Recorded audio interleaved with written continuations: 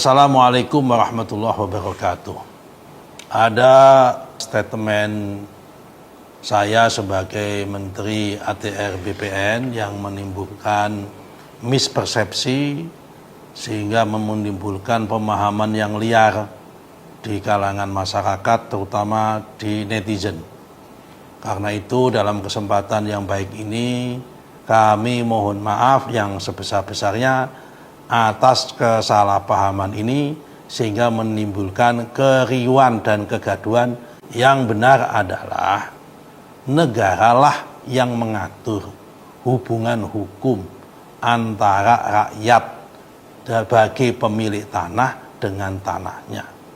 Hubungan hukum antara rakyat sebagai pemilik tanah dengan tanahnya tersebutlah yang kemudian disebut dengan sertifikat. Karena itu sekali lagi kami mohon maaf atas simpang siurnya ini.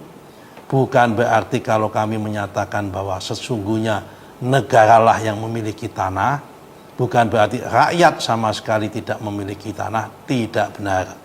Yang benar adalah negaralah yang mengatur hubungan hukum antara rakyat sebagai pemilik tanah dengan tanah itu sendiri.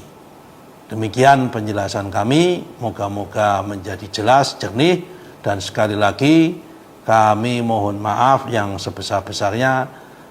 Terima kasih.